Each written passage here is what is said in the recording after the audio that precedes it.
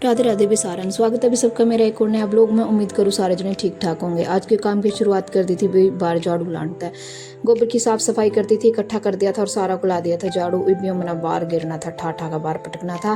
ध्रुव भी थोड़ा जल्दी आ गया था, सिर्फ के पापा उसने गोद में लेकर मैं सर नहाने की तैयारी करने लग रहे थे। कुछ नला दी थी क्योंकि आज धूप कुछ खास नहीं थी, ज़्यादा तो नहीं थी, थोड़ी हल्की हल्की सी थी, बादल से हो रहे थे और सारी मैसा नला दी थी। इबिन ने नला कर अंदर खड़ी कर देंगे क्योंकि धूप कदे भी तेज हो उसका बाहर अंदर बांध दी थी सारी और मैंने कर रही थी झाड़ू लाने की तैयारी। मैंने अपना ये महीना तैयार उठा लिया था और झाड़ू लाने की तैयारी कर दी थी। फटाफट मैंने सारा को झाड़ू पोछा का काम निपटा दिया था जल्दी जल्दी, क्योंकि आज बच्चे भी घर थे तो वहाँ फिर दोबारा बार बार खिलारा पाते रहा।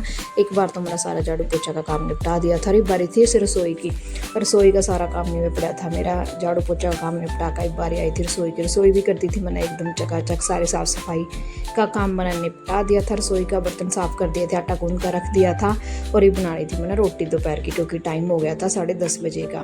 तो मैंने सोचा पहले मैं फटाफट रोटी बना दी क्योंकि काफ़ी टाइम लग जाएगा फिर मैंने, क्योंकि मैं अपना खाना भी अलग तय बनाया करूँ। और रायता बना दिया था दोपहर का इनका, क्योंकि सब्जी तय थोड़ी आनाकानी सी कर रहे थे, कुछ भी खाकर राजी को नहीं आज कर। तो इनका तरबूंदी का रायता बना दिया था और सीरत और ध्रुव की रोटी डाल कर दे दी थी। और अपना खातर आज मैंने बना लिया था यो शाम के चावल, इनमें भी मैंने छौंक लगा लिया था। रसोई की साथ में साफ़ सफाई कर दी थी, सारी रसोई चकाचक कर दी थी, जो थोड़े बहुत थे या बर्तन रह गए थे। और माता रानी का भोग लगाना था, पहला मैंने मंदिर में चली गई थी, सबसे पहला मैंने माता रानी का भोग लगा लिया था। और उसके बाद मैंने अपने भी शाम के चावल जो है ठंडे कर दिए थे क्योंकि यहाँ काफ़ी गर्म थे। और फिर मैं चली गई थी गाय ना खिलाने खातर या चौल, फिर मैंने गाय थे खिलाई और मैं सो गई थी। जब उठी तो 3:30 हो गए। सबसे पहला चाय बनाई और सिर्फ के पापा ते भी दे दी थी, बच्चों ते भी दे दी थी।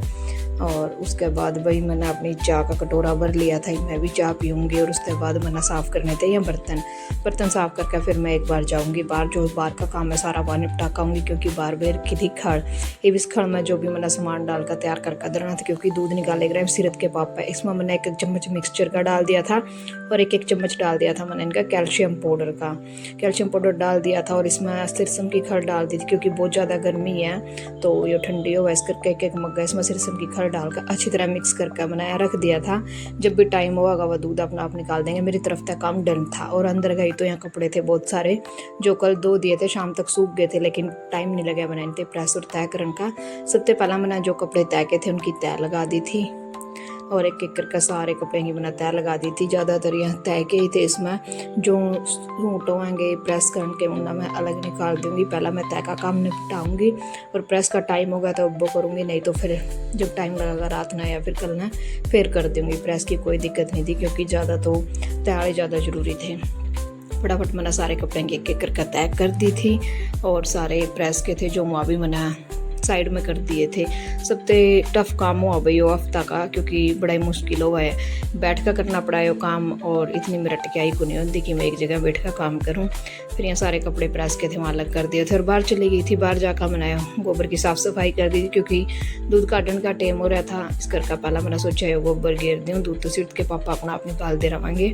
मैंने ठाका ये गोबर घेर दिया था बाहर सामर सींत का। और उसके बाद मैंने शाम की तैयारी करनी थी। शाम में आज मैंने चीरती थी घिया की सब्जी बनावांगे और शाम का काम मेरा स्टार्ट हो गया था। और इसी के साथ मैंने कर दिया था ब्लॉग का एंड। वीडियो ना लाइक कर दियो, चैनल सब्सक्राइब कर दियो।